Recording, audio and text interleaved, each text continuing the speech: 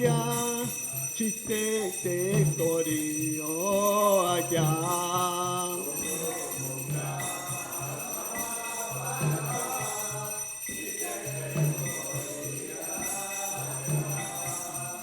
ana koriyo mane asa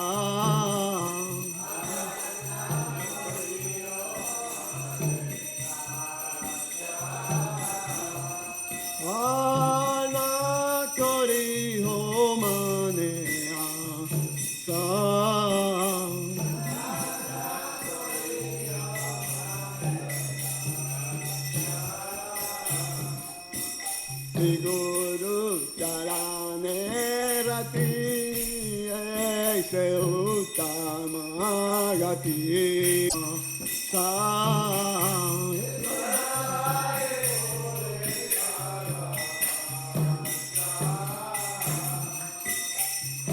Kachudan dilo ye Yame Prabhu se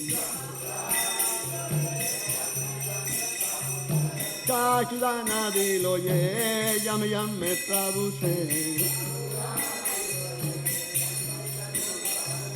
Diveyan, pide procasito.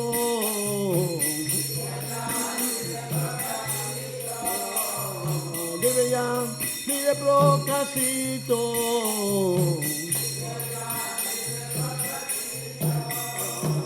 Prema bhakti yaha hote, aviya vinasayate. Prema bhakti yaha hote, aviya vinasayate. Bedegai yara charito.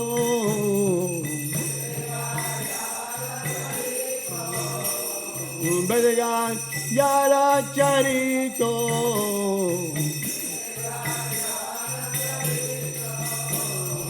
Guru Karuna Sindhu Adama Janara Bandhu Guru Karuna Sindhu Adama Janara Bandhu Lokana Lokera Jivana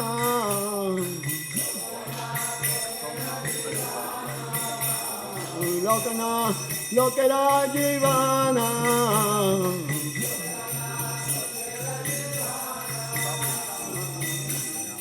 Prabhu Korodoya Dehore Parachayo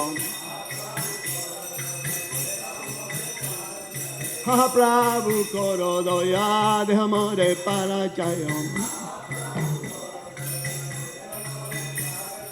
Eya Nusutri Vana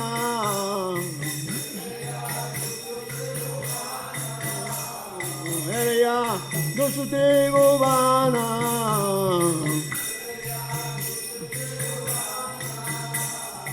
Prabhupada Loilo Charana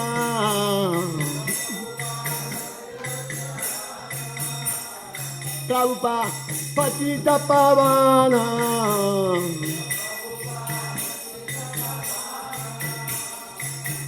Prabhupada Prabhupada Prabhupada Prabhupada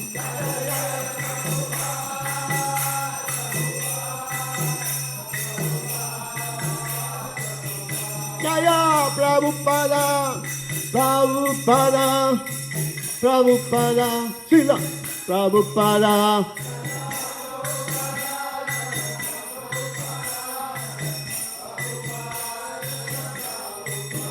Prabhupada, Prabhupada, Prabhupada, Jai, Jai, Prabhupada.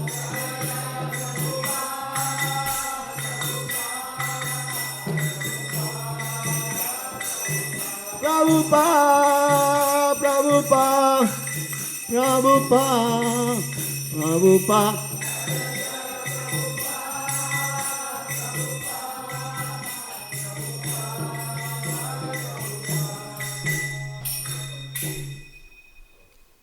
Namah Om Vishnupadaya Krishna Prestaya Utale Srimate Bhakti Vedanta Swami Tinamine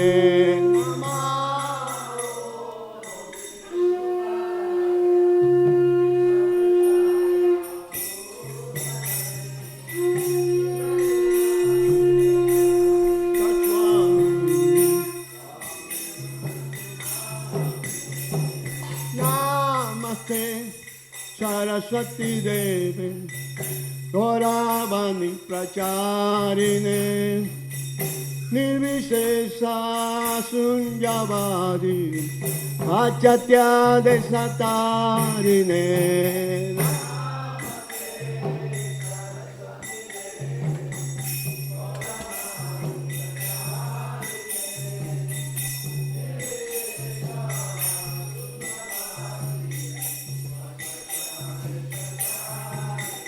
Jaya Shri Krishna Chaitanya Prabhu Nityananda Shri Advaita Gadadhara Srivasadi Gaur Bhakta Vrinda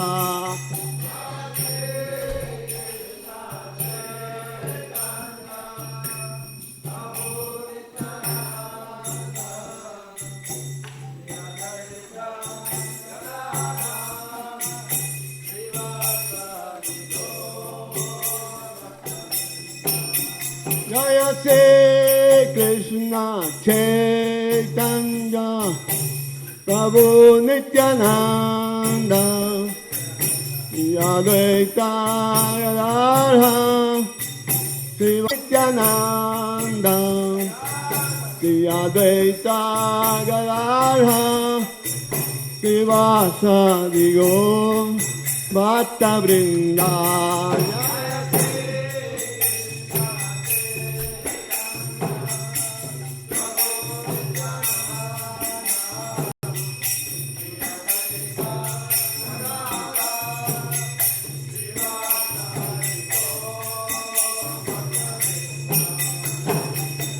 Jaya Shri Krishna Chaitanya Prabhu Nityananda Shri Advaita Gadadhara Srivasadi Gaur Bhakta Vrinda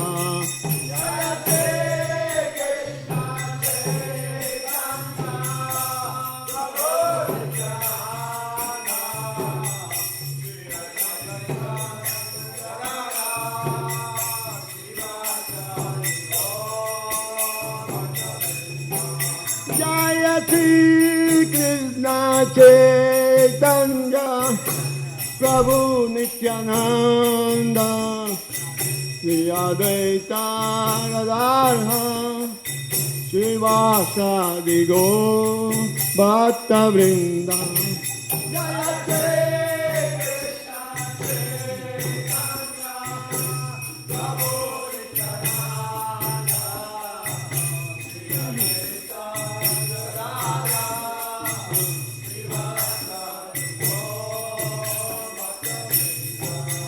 Jaya Go Bhakta Vrinda Jaya Go Jaya Go Bhakta Vrinda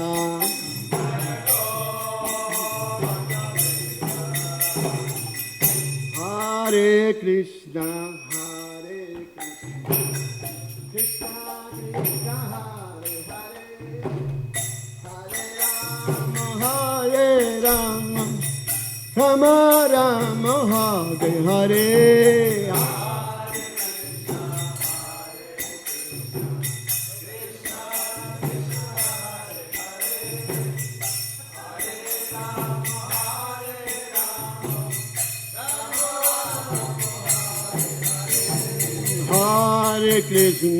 Hare Krishna Krishna Krishna Hare Hare Hare Rama Rama Rama Hare Hare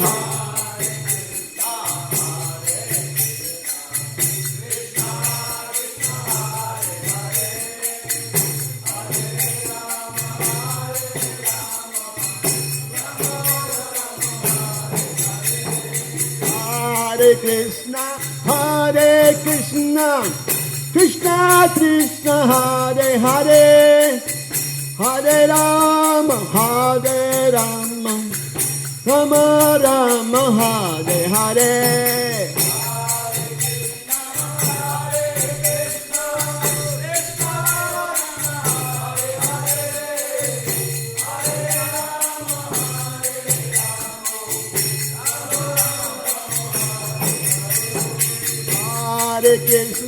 Hare Krishna, Krishna Krishna Hare Hare, Hare Rama,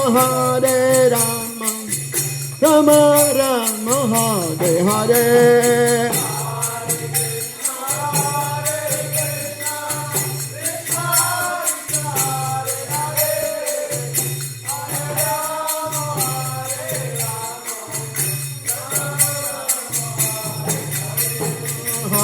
Hare Krishna, Krishna Krishna Hare Hare, Hare Rama, Rama Rama Hare Hare.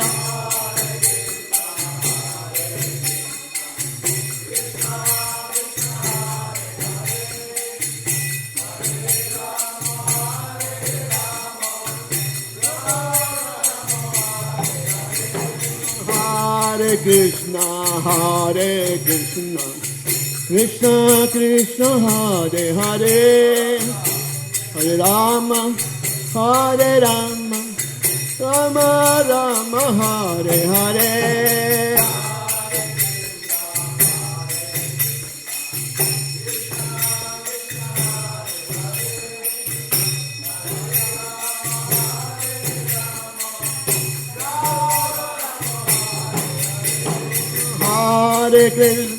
Hare Krishna, Krishna Krishna Hare Hare, Hare Rama, Rama Rama Hare Hare.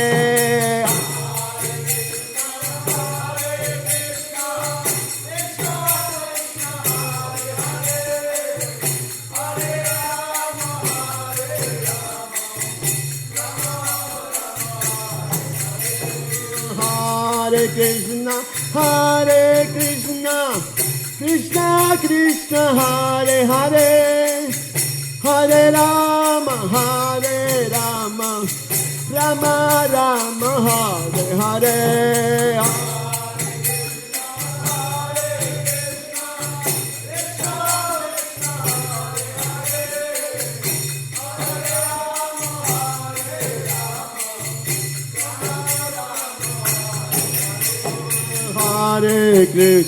Hare Krishna, Krishna Krishna Hare Hare, Hare Rama, Rama Rama Hare Hare.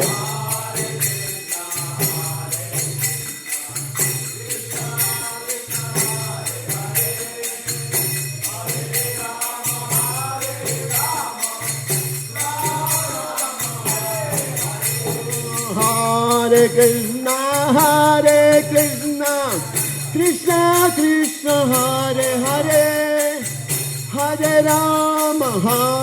Rama, Rama Rama Hare Hare.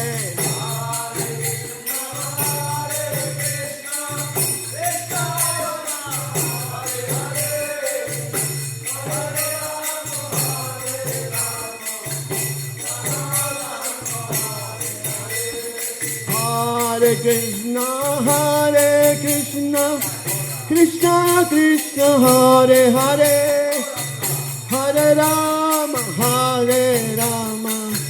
Rama Rama Hare Hare.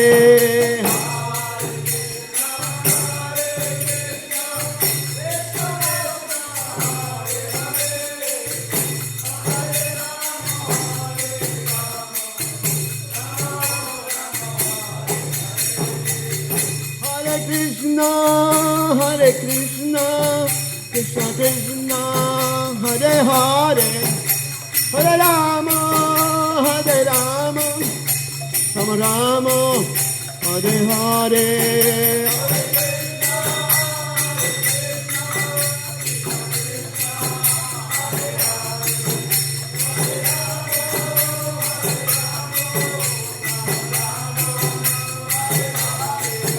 Hare Krishna, Krishna Krishna, Hare Hare, Hare Rama, Rama Rama, Hare Hare.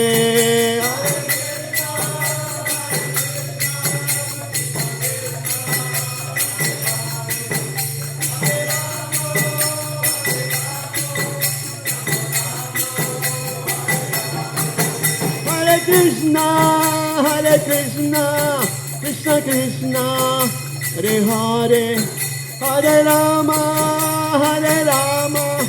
Rama Rama, Hare Hare.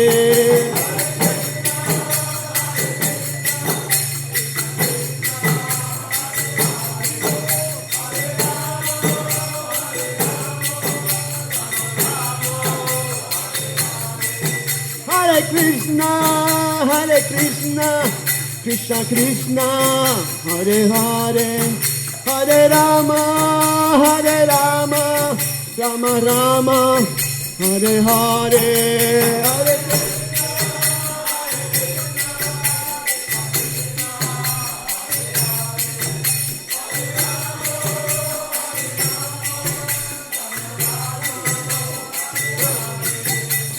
Hare Krishna, Krishna Krishna, Hare Hare, Hare Rama, Rama Rama, Hare Hare.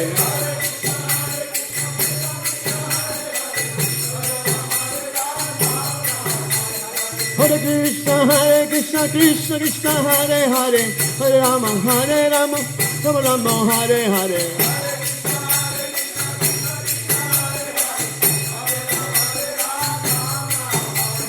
Hare Krishna, Krishna Krishna, Hare Hare, Hare Rama, Rama Rama, Hare Hare.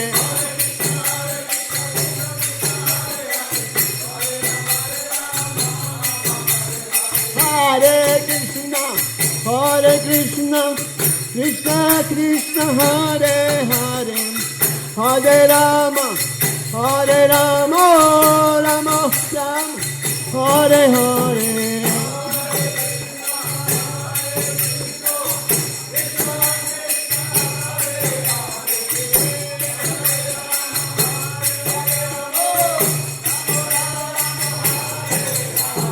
Hare Krishna, Krishna Krishna, Hare Hare, Hare Rama, Rama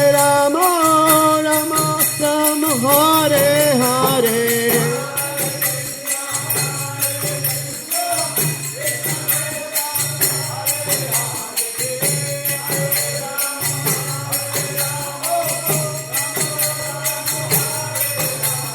Hare Krishna, Krishna Krishna, Hare Hare, Hare Ram, Rama Rama, Hare Hare.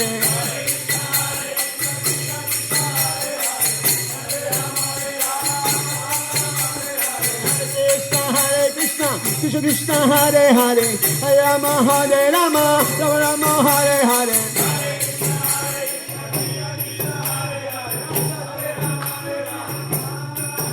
Hare Hare Nama Krishna Yadavaya Namaha. Hare Hare Nama Krishna Yadavaya Namaha. Hello. Yadavaya Madhavaya Keshavaya Namaha. Yadavaya Madhavaya Keshavaya Namaha. Hari Gopal Govinda Ram Sri Madhusudan. Hari Gopal Govinda Ram Sri Madhusudan. Giridhari Gopinath Madan Mohan. Giridhari Gopinath Madan Mohan. Gora, Shittetana Nityananda Siyadeta Sita. Shri Chaitanya Nityananda Shri Advaita Sita Hari Guru Vaishnava Bhagavad Gita Hey Hari Guru Vaishnava Bhagavad Gita Bolo Anande Bolo Hari Bhaja Vrindavan Bolo Anande Bolo Hari Bhaja Vrindavan Bhaja Vrindavan Bhaja Vrindavan Bhaja Vrindavan Bhaja Vrindavan Bolo Anande Bolo Hari Bhaja Vrindavan Hari Bolo Anande Bolo Hari Bhaja Vrindavan Shri Guru Vaishnava Parema Jayaman Shri Guru Vaishnava Pad Parama Koriya Hari Nam Se Kirtan Gohe Narottamo Das Hari Nam Se Kirtan Gohe Narottamo Das Hare Krishna Krishna Krishna Hare Hare Hare Rama Rama Rama Hare Hare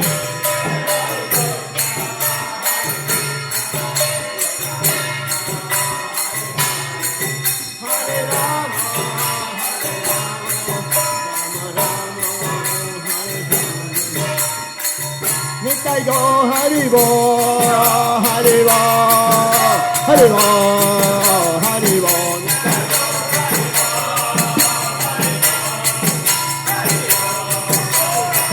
Haribo, Haribo, Haribo, Haribo. Nitai.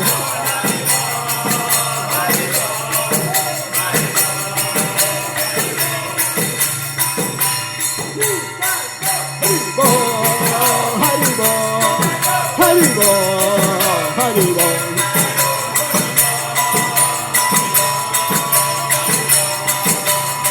Haribo, Haribo, Haribo, Haribo.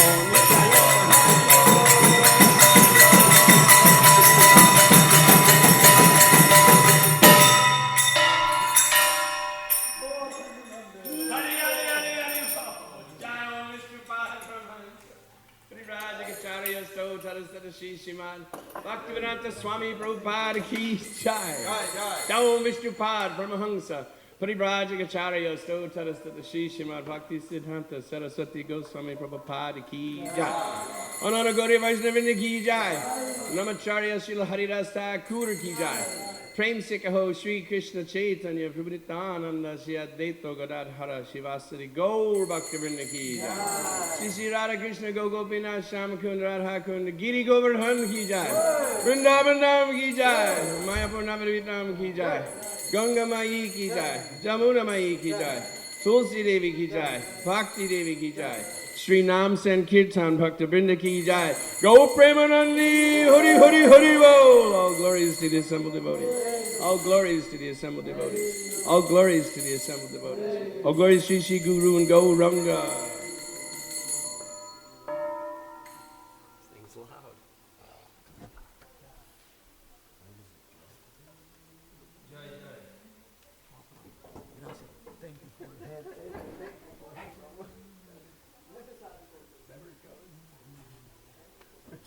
That thing is loud. Krishna Prabhu.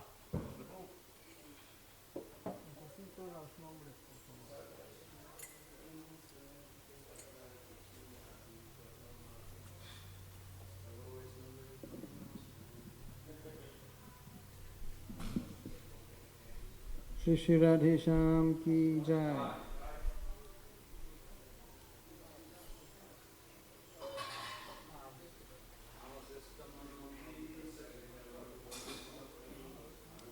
So I'm going to read from Teachings of Lord Chaitanya, chapter 17.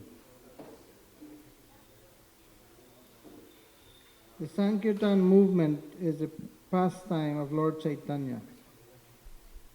The Sankirtan movement, inaugurated by Lord Chaitanya, is a transcendental pastime of the Lord. By it, I live simultaneously to preach and popularize this movement in the material world. In that Sankirtan movement of Lord Chaitanya, Nityananda and Advaita are his expansions, and Gadadhar and Srivas are his internal and marginal potencies. The living entities are also called marginal potency because they have potentially two attitudes, namely the tendency to surrender unto Krishna and the tendency to become independent of him. Due to the propensity for material enjoyment, the living entity becomes contaminated by the material world. When a living entity is dominated by a desire for material enjoyment and becomes entangled in material life, he is subjected to the threefold miseries of material existence. He is just like a seed sown in the earth. If a seed is overpowered by too much water, there is no possibility of its fructifying. Similarly, if a man is captivated by material enjoyment, and even if the seed of such enjoyment is within the heart of the conditioned soul, he can be overpowered by a flood of transcendental activities performed in love of God. In this way, his potential seed cannot fructify into a conditional life of material existence. The conditioned living entities in the material world, especially in the present age of Kali, are overpowered by the flood of love of God inaugurated by Lord Chaitanya and his associates.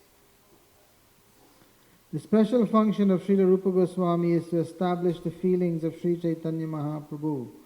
These feelings are his desires that his special mercy be spread throughout the world in this age of Kali.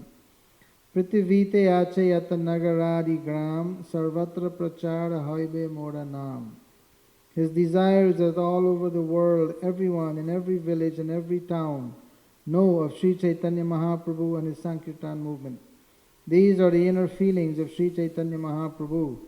Sri Rupa Goswami committed to writing all these feelings of the Lord. Now again, by the mercy of Sri Chaitanya Mahaprabhu, the same feelings are being spread all over the world by the servants of the Goswamis. Those who are on the level of hogs and dogs will never appreciate such a great attempt. Yet this does not matter to the preachers of Sri Chaitanya Mahaprabhu's cult, for all over the world they will continue to perform this responsible work, even though persons who are like cats and dogs do not appreciate them. Here is another section from Chaitanya Charitamrita Antya-lila 367. Lord Chaitanya Mahaprabhu liberated all living entities in the universe. Lord Chaitanya said, "On this earth there are many living entities, some moving and some not moving. What will happen to the trees, plants, insects, and other living entities? How will they be delivered from material bondage?" Haridas Thakur replied, "My dear Lord, the deliverance of all moving and non-moving living beings takes place only by your mercy. You have already granted this mercy and delivered them. When your devotee Vasudev Dutt submitted his plea at your lotus feet for the deliverance of all living entities, you accepted that request. My dear Lord, you have accepted the form of a devotee just to deliver all the fallen souls of this world. You have preached the loud chanting of the Hare Krishna Mahamantra, and in this way freed all moving and non-moving living beings from material bondage."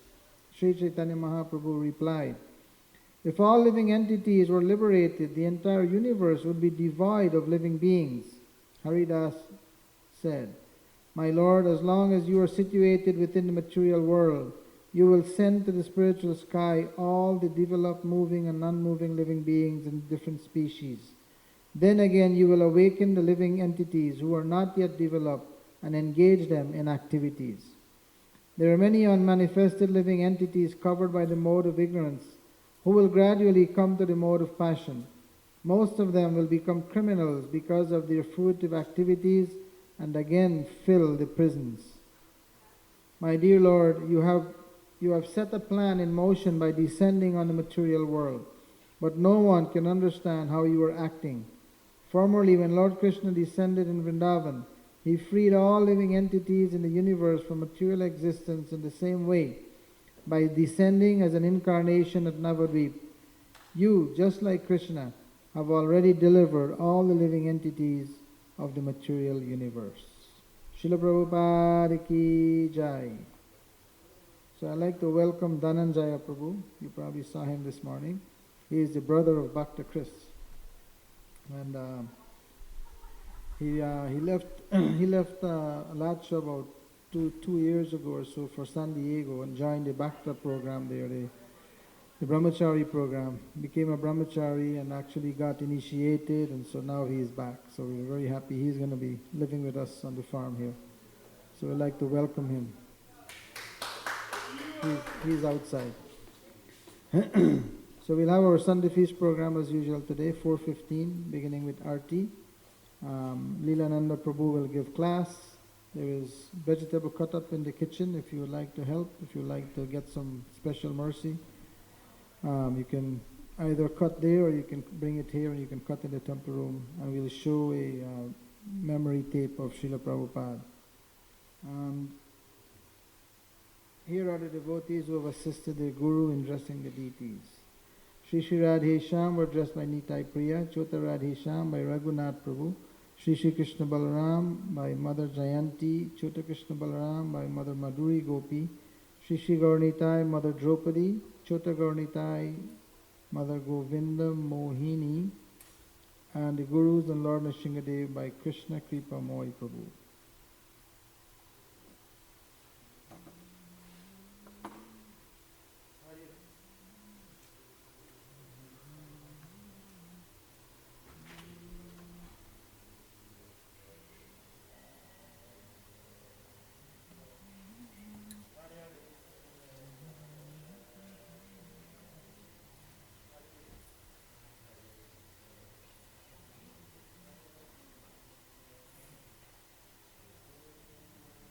Very much appreciated.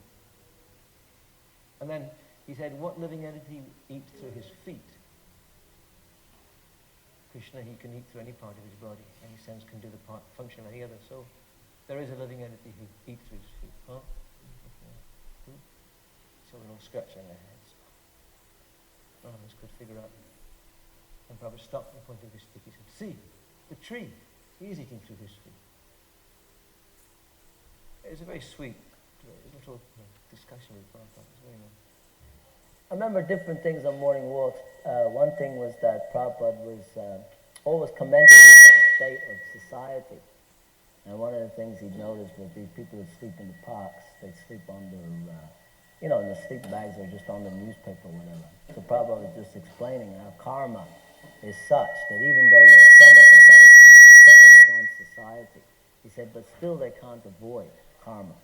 So Prabhupada said, you can see these people, they're still suffering. Even though they're living in a very civilized country, still they are sleeping in a vulnerable condition. And another thing that Srila Prabhupada was pointing out one morning, we were asking him about advancement. So Prabhupada very, very determinedly stopped, and then he took one step forward, and then Prabhupada pointed to his leg and he said, when one leg is firmly fixed, then Prabhupada said, then one moves the next leg. So Prabhupada said, in that way one can make advancement. So Prabhupada said, not to run, simply falling, falling over. Another time we were walking and there was a patch of yellow grass, and Prabhupada, in his famous way, stopped and he pointed to this patch of yellow grass and he said, so why is this grass yellow? And all the rest of the other grass is green. All the grass around is green. Why is this grass yellow? And Gurudas tried to get some philosophical explanation. There must be some reason because the nature of the soil, or because of too much rain, or Actually, no, it wasn't philosophical. It was like a practical explanation why the grass is yellow. And Prabhupada said, no. He said, this grass is yellow because it is detached from the root. He said all plants get their nourishment from the root. And as soon as there's some detachment from the root, immediately there's difficulty. He said just like we are all in difficulty in this material world because we become detached from Krishna. As soon as we're attached to Krishna, we'll become very successful in our lives. Well, some of the instructions I absorbed from his morning walks were two important ones, I think. One was in relation to book distributions. We had some discussion about distributing records and collecting. And Prabhupada, there was quite some discussion about that, but Prabhupada made it very, very clear at that particular time, that was about 1974 also, that if you use some paraphernalia to collect funds, that is okay, but still there must be some book given. He was not at all in favor of just collecting. He said, I'm not a beggar. I never begged anything. Whenever I took some donation, I gave some literature. So I remember that was very strong. Gyanadas and myself and a few were discussing that with him one morning. Another morning, walking through the village and around the fields here, we talked about cleanliness. And one devotee thought he was doing the right thing. He piped up and said that in the Edinburgh temple, we exterminated all of because this Prabhupada was talking about if you're not clean, then some rats and mice and things will come. So one devotee, without thinking very clearly, I don't think, just piped up and said, oh, we had all the rats and mice exterminated, killed in the Edinburgh temple. And Prabhupada turned on him quite strongly and said, you should be killed. I won't mention the devotee's name. He's a nice devotee, but Prabhupada was very angry that they exterminated vermin. His point was that the temple should be so spotless that what will they come for? There's nothing to eat. Okay, well, one time Prabhupada was very ill, and that was a time when he actually collapsed in his room. Shamsundar, it was late at night, and Shamsundar rushed in and just called Prabhupada. But he said that Prabhupada didn't fall as such, but he just sort of like, he was very weak. He called out to Shamsundar. And Shamsundar said he only went in there and Prabhupada kind of fell into his arms. And he said Prabhupada was incredibly light. So what we did then, we all actually stayed in bed that morning. No one got up because we didn't want to disturb Prabhupada at all. And when we got up, everyone had to be really quiet. And we had 24-hour Kirtan, very nice Kirtan in the temple. Anyway, about 3 days later, we were just walking on a morning walk with Prabhupada. Suddenly Prabhupada got really well again. And we're on this morning walk. And one of the devotees said to Prabhupada, he said that, Srila Prabhupada, how is it that a pure devotee, someone who's a pure devotee, how does he get sick? And Prabhupada stopped. And I always remember it because he was so loving. Prabhupada's eyes got really big. Like Prabhupada his eyes would get very big. And he stopped and he became very emotional. And Prabhupada said, it is just like the lover. Prabhupada said, sometimes the lover, what is it? And Prabhupada went like that, what is it? Sometimes they're biting like this. And he said, oh, love bite, Prabhupada. Prabhupada said, yeah. So Prabhupada said, similarly, Krishna, he has his love bites. So sometimes he bites the devotee. And then he smiled. But it was very, you could tell it was very, it was very deep. I asked a question about Lord Shiva. I wanted to know Lord Shiva's position. And for some reason, Prabhupada answered so strongly, almost in anger, that I would bring up Lord Shiva's name. And I was told later on the reason that he had replied so strongly was because this was quite a regular question that came up amongst hippies because of the drug culture, because of what Prabhupada had seen in New York and San Francisco, and how many young people were smoking chillums and saying this is Shiv Prasad or whatever. And so Prabhupada very strongly said, he is not God. He is like chief of police. He is designated authority. He said he is not the supreme authority. Krishna is like this, so he was he was really giving me the sauce when I brought up the question about Lord Shiva. That's all also stuck in my mind since then. Another time we were walking close to a field where there were some donkeys and some horses. And Kulashikara started shouting out, Hare Krishna, really loudly, to try and draw the attention of the animals in the field. And Prabhupada said, they don't have the ears to hear. They cannot appreciate, even you chant at the top of your voice, they cannot appreciate, they don't have the proper ears to hear. And Kulashikara said, but Lord Chaitanya, he went through the Dandakaranya forest and he was chanting to all the animals, he said. And then Prabhupada smiled and said, well, maybe if you chant loud enough, they may hear something. There's a story when Prabhupada was walking around the lake one time. This was before the lake here at Bhaktivedanta Manor was cleared. Pointing from the far side of the lake, Prabhupada indicated a big mound of brambles and nettles and weeds. And Prabhupada said, this should be cleared.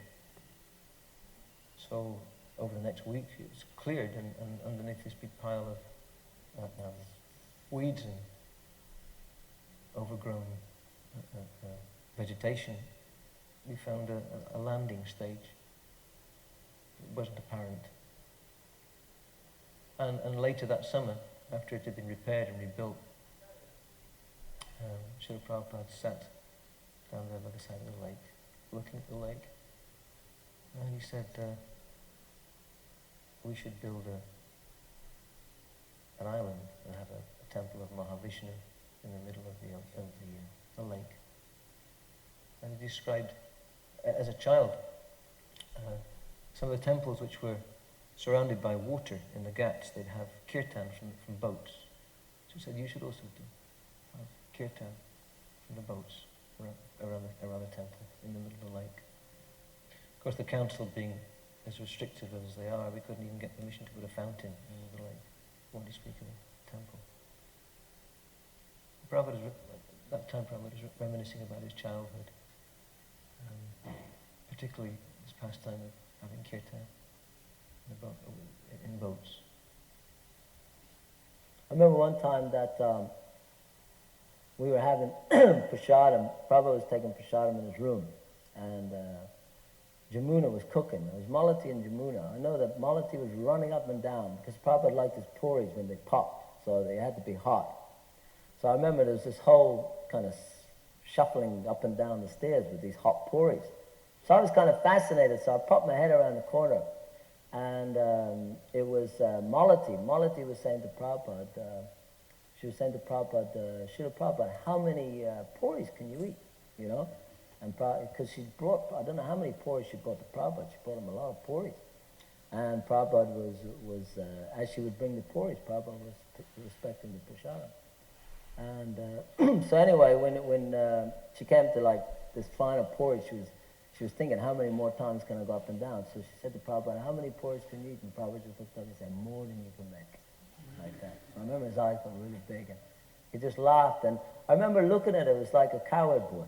Somehow Prabhupada at that time, he was just so, you know, like he was very ecstatic. He was kind of hitting himself on his knee, and he said, more than you can make. There was one incident, again this is to do with the town of Reading. There was a Mr. Prajapati, and this was actually the same, as far as I can recall, the same evening after we left John Lennon's estate. George Harrison's Friar Park in Henley. We went to this Mr. Prajapati's house. And the idea was that Prabhupada would take some milk and maybe some halava and a little bit of puri, and then we'd go back to Berry Place. But when we got there, and all the other devotees were already there, because there's only a few of us actually went to George Harrison's house that evening. Mr. Prajapati and his wife were very expert in serving prasadam. So he asked Srila Prabhupada what he'd like, and Prabhupada said, I'll take a little milk. And then Mr. Prajapati said, would you like something with the milk? So Prabhupada said, you prepared something? He said, yes. We have a little if you like some sabji and some puri and some halwa. So Prabhupada said, all right, because Prabhupada actually liked to take especially halwa and puris with his milk here in the UK. But as Prabhupada was being served, they were bringing in other preparations as well. And so Prabhupada was saying, oh, what is this? This looks nice. And he would take a little bit of this, and then something else would come, and then something else would come. And all of a sudden there was about 15 or 20 different preparations in front of Prabhupada. And Prabhupada said, oh, you have tricked me. And Mr. Prajapati said, yes. He said, what could we do? We felt so honored you were coming to our house. We cooked a huge feast. And Prabhupada said, but what about for everyone here? And Mr. Prajapati said, yes, no, we've cooked sufficient quantity to feed everybody. And he said, so Srila Prabhupada said, all right, so everybody should eat too. So we all sat down, and this is like 11 o'clock at night, 11:30 at night. And we all took this massive feast. And next morning, Srila Prabhupada wanted to go into, he didn't stay, he didn't leave to go to the very place, he stayed in Mr. Prajapati's house. And we stayed in somebody else's house. And next morning we had to be up at 4 o'clock in the morning because Prabhupada wanted to go back to have darshan of Radharandana. And I remember it was very difficult for all of us to get up after staying up so late and eating so much. So next time Prabhupada visited, many devotees had gone to the airport, and I felt, well, I'll stay here and I'll make sure that everything's nice here for the arrival. I won't go this time. And so I did that, but while I was organizing everything, I went and made a fruit offering to Prabhupada. And when he arrived, the devotees all came after the greeting. They all came up into his room. And I came in quite quickly after with this nice silver plate of all these different fruits that I prepared. And there's a little room in front of the table, so I offered the prasadam to Prabhupada. Boga at that time, and then paid my obeisances. And as I was on the floor, Malati piped up, Srila Prabhupada, Bhaja Hare has taken a wife since you were here last. And of course, I was struggling for 2 years to remain brahmachari, and in my mind at that time, I'd fallen down, I'd got married. We used to sometimes think that getting married was a step backwards in spiritual life and all that paranoia and things. So I'm very, I'm thinking, oh, Malati, why? Give us a break. But she said it with so much enthusiasm and joy that everyone said Jai. And as I looked up, all embarrassed, Srila Prabhupada was looking at me and he smiled and he said, that's all right. And one wife, that is brahmachari life. So I felt, again, Prabhupada was always encouraging, Anyway, this day, it was a very different circumstance, and I tried as best I could to concentrate on my service, which was to start off with massaging Prabhupada's head. And as I was massaging Prabhupada's head, Purushottam was coming in and out. Generally speaking, it would only be Prabhupada and the devotee who would be massaging him, but Purushottam was there too. And Prabhupada would ask, what is this? What is happening to Purushottam? Because he was in charge of the television.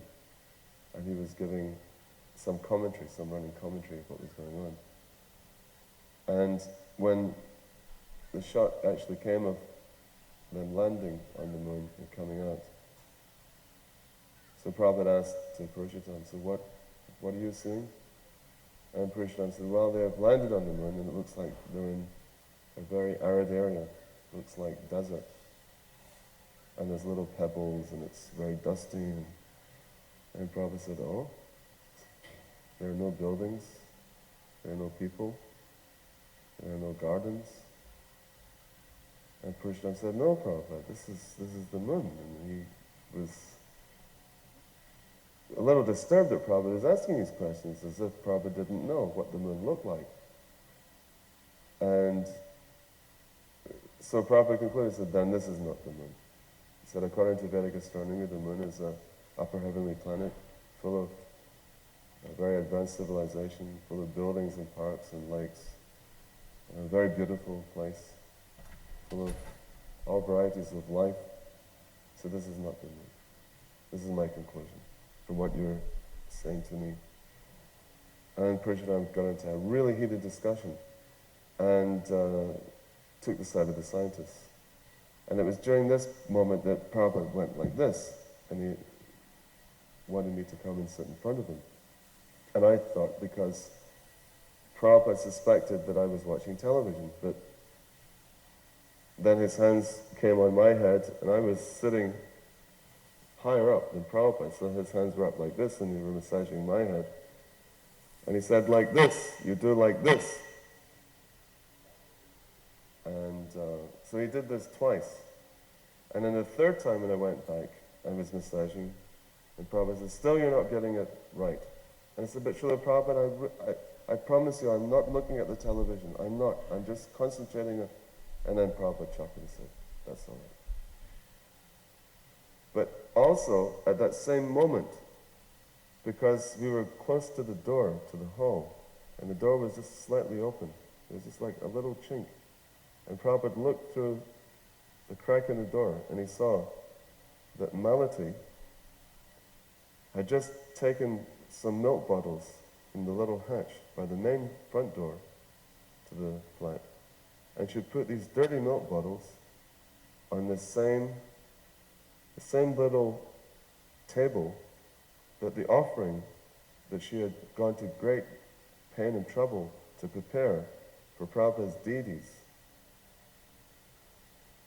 And she had put these dirty bottles on there. And of course, this is putting something very suchi with something very muchi. And Prabhupada saw this just out of the corner of his eye. It wasn't like he was looking through the door all the time. He was looking at the television, he was talking to Vishnu, he was concerned about my consciousness, that I was getting absorbed in the discussion, and I wasn't really there for the discussion, I was there to massage Prabhupada. And at the same time, Malati had messed up an offering. And so then he called Malati in a very angry mood. And again, generally speaking, when Prabhupada's taking a massage, he doesn't call on any ladies to come to see him. But there was tremendous urgency there, and anger. And Malati flew in through the door, paid her obeisances, and she was clutching the top of her sari, keeping it over her head. What's happened, Srila Prabhupada? He says, can't you see? Can't you learn? I have taught you so many things. Can't you learn? When are you going to like this? And she didn't know what she had done. She did not know what Prabhupada was talking about. So she was getting more and more confused. And she was getting really disturbed. And then Prabhupada had to point out what she had done.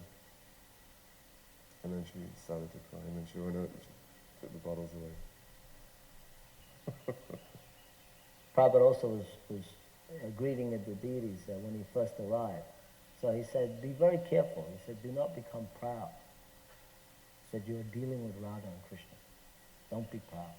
Then everything will be spoiled.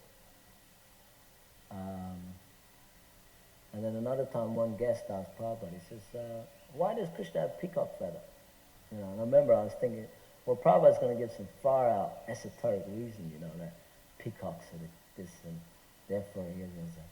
And Prabhupada just turned around and said, because he likes it. It's the way Prabhupada said it. It was just it was so simple.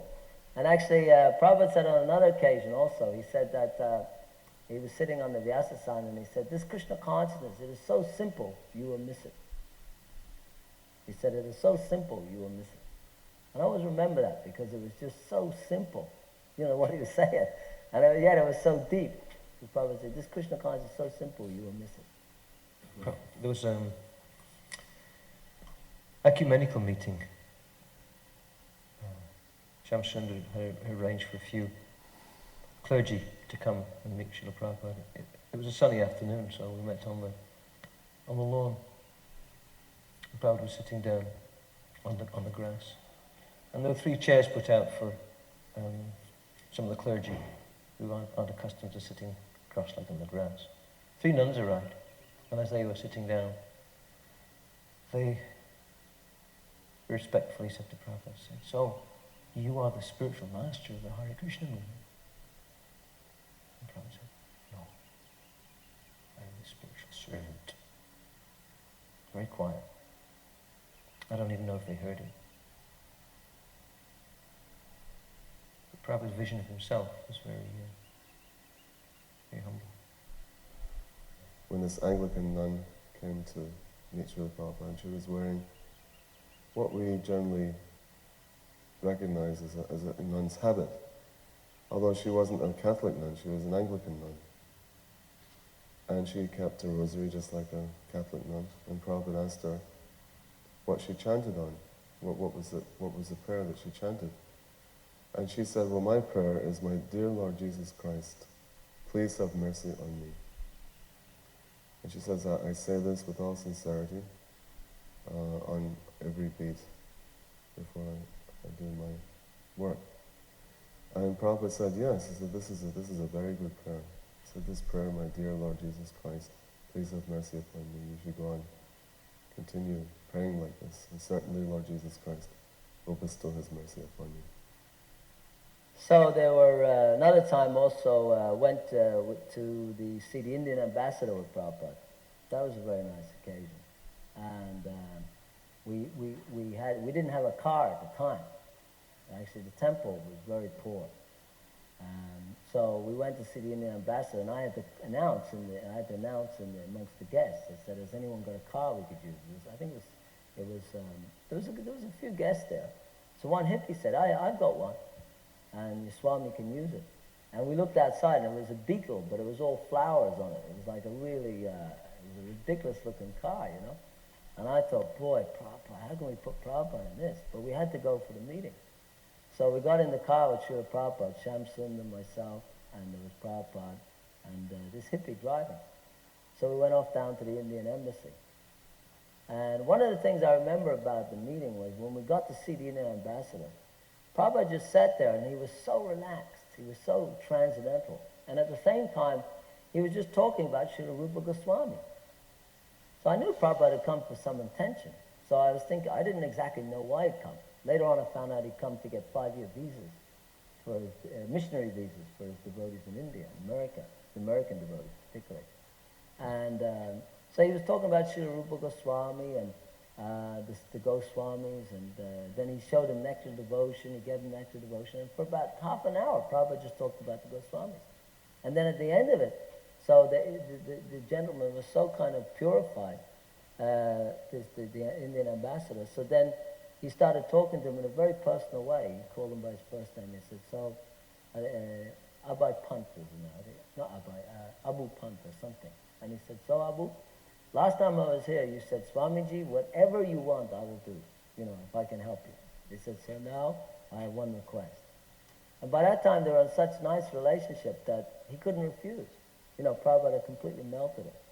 And he wanted him to get in touch with Indira Gandhi. And he wanted him to arrange for the 5-year visa.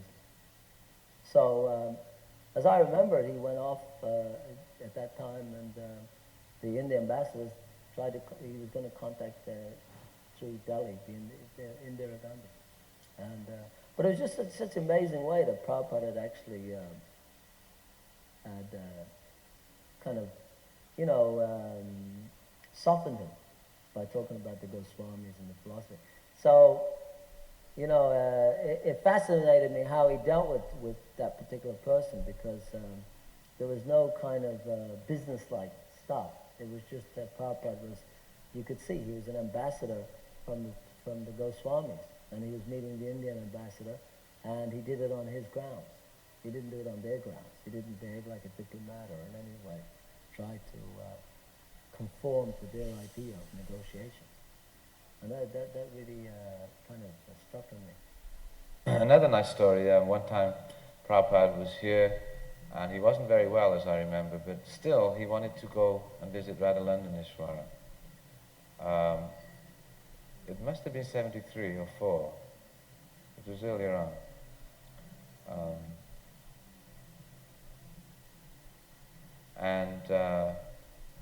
So we arranged the vehicle. I think it was the only time I ever drove Srila Prabhupada in the car. So we drove down to Berry Place, and many devotees were there, and after greeting the deities, Prabhupada sat on his Vyasasan, and he said, there's a song about Radharani, you know? and Yogeshwar was there, and he tried to sing the song, Radhe Jaya Jaya Madhava Daya. But he got about that far, and it was obvious he didn't know any more words, so he was trying to sing, and Prabhupada was sitting smiling. And so Prabhupada took over and began to sing, Radhe Jaya Jaya Madhava. And so he sang, and we were trying to follow with him, because we'd not heard it before. Or even if we had, we didn't really know it very well. And then Kirtan, he went into Kirtan, Hare Krishna Kirtan, and I remember very clearly this particular day. So that after he rose from the Vyasasana, he was going to leave the temple, and devotees made way for Prabhupada, and I just ducked out first through the door because I wanted to put his slippers on. So as I got out the door, Prabhupada came into the doorway, and at very place it was not a very big doorway, it was just big enough for one person or maybe two to go through together. So Prabhupada was standing in the doorway, and all the devotees were behind him, chanting and dancing and leaping in ecstasy. I mean, it really was a blissful kirtan. And as Prabhupada got to the door, Yogeshwar shouted out, Srila Prabhupada, you are Radharani's mercy personified. And all the devotees went, Jai. And I was just at that moment putting Srila Prabhupada's slippers on. And I thought, I'm going to look up and see how he reacts to that. But, yeah, so I looked up. And as I looked up, Prabhupada looked down at me, and I won't try to imitate him, but I'm trying to feel how he said it. But he said, Radharani's mercy contaminated. I was the only one that I know, because there was a full kirtan behind him. So I was just spent the last 20 years trying to meditate on, understand Prabhupada's humility to say that, but then I also wonder sometimes whether he was talking to me, that I'm touching his feet, and now I'm Radharani's mercy contaminated. So there's different ways to look at everything, as we know. Try to see both sides of that one. Another time when I was present with Prabhupada and he was speaking with the cardinal in Rome, Cardinal Pignedoli.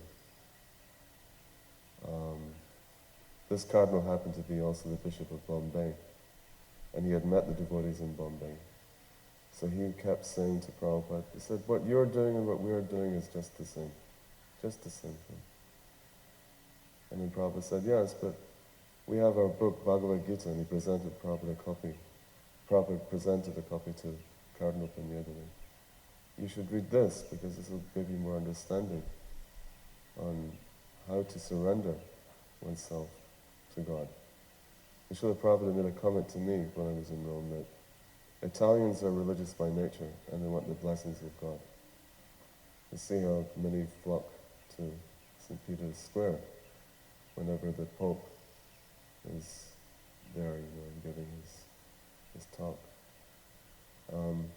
He said they want the blessings of God, but they don't know how to get those blessings. He said we should teach them how to become qualified for the blessings of God. He said this is the most important ingredient that's missing within the Catholic teachings, is how to become qualified. Then what happened was that we did a program. We had a big program in Glasgow. And this was far up, because actually Prabhupada had, that morning we went to the program, he hadn't eaten. He had a bit of breakfast. But what I didn't realize was I had to go early and arrange the setup. And Prabhupada came over by train. And in the train he met this very nice Indian man. He really liked the journey. He was telling us afterwards. And anyway, what happened was, though, I don't think they brought him any prasadam.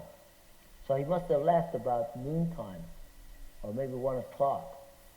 So between that, right up until the evening time, he hadn't practically eaten, but he never complained once. So anyway, we got to the hall and we had this program, and it was a far-out program because the hall was packed. I don't know how, in those days it was a big hall. I think there was at least 500 people in there. There was 400 or 500 people, and they loved Prabhupada. Somehow the Scottish took a real liking to Prabhupada. So we had this big Vyasa sign on the stage, and we had a massive kirtan. Hansa Duda was leading and everything. It was a real ecstatic kirtan. And these street urchins, there was these kids that had come in off the street because we let anyone in, and they were dancing like anything, and Prabhupada was really encouraging them. There was a whole rapport going on between them and Prabhupada. And I thought I was far out because most of the time we were trying to get them out. And Prabhupada you could see Prabhupada didn't like that the devotees were trying to pull them away, so I stopped it. But anyway, so Prabhupada did this amazing lecture. It's actually, I've heard it many times since. And he lectured from the Bhagavad Gita. And what happened was, at the end of the lecture, so Prabhupada said, so, are there any questions? And then one guy stood up and he started to say, basically what he was trying to say was that I am God. But first of all, he started waffling some stuff, and then he came to the point. He said, actually, he said, we're all God. And Prabhupada wasn't saying a word. Prabhupada was just letting him speak. Now, he was speaking, and the object was, he was in person, but he was saying we're all God, it's all one. And then suddenly he ran out of words. And Prabhupada was just sitting there. Prabhupada looked very, very grave, but like a lion. He was just sitting there like a lion. And suddenly there was this complete silence, because the guy ran out of words. And so there was just this guy looking at Prabhupada. He was right at the front of the audience, looking straight up at Prabhupada, and Prabhupada was looking straight at him. And then Prabhupada said, you are not God. You are dog! And he said it in such an amazing way that the guy practically fell back on his seat. The Shakti, and the guy just fell back, and the whole audience stood up and clapped and cheered and whistled. It was like Celtic had just scored a goal in the World Cup or something. I mean, it was an amazing reaction. Everyone just clapped and cheered and everything. And I could see, I was looking at Prabhupada, and Prabhupada actually, he was shocked at the reaction. They just all completely backed up Prabhupada. And what happened was that after the program, we took Prabhupada to the back, and all we had was oranges. The feast, we were so poor that the feast was oranges. I mean, you can imagine that for the public. But even then, so we gave Prabhupada we gave him 5 oranges, and then we gave him another 5. I think he ate about 10 oranges. Now what happened was that when Prabhupada was leaving the hall, I can swear on this till the day I die, Prabhupada was intoxicated. It was like he was in complete ecstasy. He was staggering down the hall. Now, I was looking at Prabhupada, I was holding the door, and it was only Prabhupada and me, and his servant was coming behind. And I was just looking at Prabhupada, and Prabhupada had this beam that was like incredible. He was just intoxicated. And you could tell, it was like this. I've never seen Prabhupada like that before. And when Prabhupada got to the door, I was holding the door, but I was one step below him. And he just put both his hands on my head, and he started rubbing my head. And I was just standing there, and there's Prabhupada rubbing my head. And I just kind of like, I couldn't believe it. I said, what is going on? And Prabhupada was rubbing my head in a very, very gentle way. He said, I am very pleased with what you have done. He said, now you preach this Krishna consciousness all over Scotland. It was just such a beautiful way. It was like, Prabhupada, it's hard to explain it because it was just one of those moments that you never see again. Another time I was at Berry Place, before I was asked to be in charge at the manor, I was, for some short period, trying to organize Berry Place. At that time, I was approached by a senior devotee who wanted to complain to Prabhupada about the GBC. And he didn't, Shamsunda, who was Shamsunda at the time. At that time, Shamsunda was obviously having spiritual difficulties, and at least from the external point of view, he wasn't coming to Mangalati. It was pretty clear he wasn't chanting his rounds. He was out in the evenings. There wasn't much money, but he wanted to rent a car.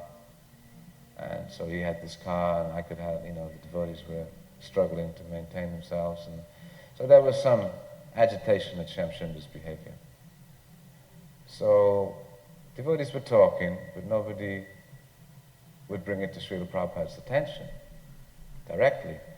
So a particular devotee, a senior devotee at the time, approached me and said, you come to Prabhupada with me, because I agreed, well, Prabhupada at least should know that this is going on. If he doesn't know, how can he know? Or maybe he knows. But I went along with it anyway. So I went in with this devotee, and actually it was Ribatananda Swami.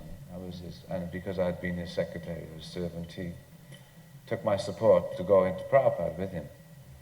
And we went in and paid our obeisances, and within a minute or two, Srila Prabhupada had understood our purpose. And he looked at me in disgust, actually. He was not happy that I'd come to complain. And when he realized that we were there just to complain about Shamsunda, he looked at Vivekananda and he said, tell him to leave. Oh, no, sorry, excuse me. First of all, he looked at me and he said, you should not criticize the superior Vaishnavas. Then, without talking to me anymore, he looked at Vivekananda and said, you tell him to leave. So I crawled out on my stomach practically. I'd gone there to complain about Shamsunda and his inappropriate behavior as the GBC, and not knowing anything about Prabhupada's relationship with Shamsunda, how I'd taken this impertinent position, I realized after, and gone in to complain about one of his dear disciples. And that was all Prabhupada said. Do not criticize the superior Vaishnava. And then he looked at his other senior devotee and said, you tell him to leave. I'm not even going to tell him to leave. Through Jayapataka Maharaj, we'd all been invited to Sridhar Maharaj's mutt over in Navadip. And so we all went. We thought this was part of the program. That we were going to meet some of Prabhupada's godbrothers. And so they had arranged a whole big program over Sridhar Maharaj's mutt, along with Prasadam. And there was talks by Sridhar Maharaj, there was talks by different of my sannyasi godbrothers. And we were over there for a few hours, and then we all came back, and Prabhupada was actually waiting at the gate. And he called for Jayapataka Maharaj, and he said, so where have you all been? And Jayapataka Maharaj said, we went over to Sridhar Maharaj's mutt for a program. He said, you didn't tell me? There's no one informed Prabhupada about this program. Prabhupada got really upset. So he called Jayapataka Maharaj up to his room and he told him, he said, this is not right. He said, all these local Bengalis in Navadip are thinking that all you foreigners have come due to the preaching effort of Sridhar Maharaj. He said, he never preached in the West. I preached in the West. You have all come because of me. But he is getting all the publicity. He said, you have to be very careful how you deal with my godbrothers. So they will take full advantage. They will take all the credit. But actually they don't deserve that credit. So he, at 74, he gave this warning that we shouldn't give the credit to his godbrothers for our presence in India. Okay, so what happened was that Prabhupada called me back into the room, and I was kind of fascinated then, because now I'm in the room with Prabhupada, and Prabhupada's going to have a shave. So I was drying myself off, and Prabhupada was in the mirror with this, and he'd soaked up, and he had this, Nanda Kumar was standing behind him with a towel and some stuff. And now the only thing you have to check is Nanda Kumar, because that I can't focus in on. I don't think, it might have been Shruti Kirti, but I don't think so. You know, it's one of those things, because with Prabhupada I always remember, you know, kind of servants, but they were always Nanda Kumar or Shruti Kirti or something like that. So I'm pretty sure it's Nanda Kumar. But anyway, Prabhupada's trying to use the razor. So I could see Prabhupada was disturbed, and I was fascinated the way Prabhupada was so angelic. He was like going like this. So Prabhupada was looking, so he turned to Nanda Kumar and said, this is Gillette? First of all, he was holding the razor in his hand like that, and he said, and then he looked at Nanda Kumar and said, and he was pointing to the dial, because Prabhupada has a razor with a dial on it, and he adjusts it, and he said, there's no dial? Not here? Like that. You know how Prabhupada would question it. Dial? And then Nanda Kumar said, no, that's not your regular razor, Prabhupada, it doesn't have a dial. And Prabhupada said, is it? Then Prabhupada said, it is Gillette? And then Nanda Kumar said, no, it's not Gillette, Prabhupada. It's simply bogus. And the way it was like unbelievable. It was like he'd rejected, you know, like someone who rejects Mayavadi philosophy, probably just said, simply bogus. And he said it in such a wonderful way. And the razor just sort of floated. He didn't throw it, but there was a shelf there, and it just landed on the shelf. But Prabhupada just went, simply bogus. And when Prabhupada was in Rome, he commented by looking at the architecture that the Vedic civilization has spread up to Rome. Just by looking at the old Roman wall and some other Roman ruins. he said that that style of architecture is to be found within the Vedic civilization. And that's also where Srila Prabhupada wanted a book to be written, entitled How Krishna Consciousness Can Solve All the Problems of the World. And every morning he would ask us to bring all kinds of problems to him, and he would solve them through Krishna consciousness. And in 74 there was a problem with, there was a big oil embargo going on. So there was a major petroleum crisis. And oil had gone from $4 a barrel up to $40 or something, some huge leap. And Prabhupada said, this can be solved very easily. He said, everyone should stop using motor cars and go by foot or by horse or by cart. He said, this motor car society won't last very long. He said that in human society, the mode of travel, the most normal mode of travel is by horse, or by cart, by camel, and by elephant. He said that mode of transport has been around since time immemorial. He said only in Kali Yuga do we have this motor car. And he said this motor car society will not last very long. He said when the petrol dries up, when the oil dries up, what use are your motor cars?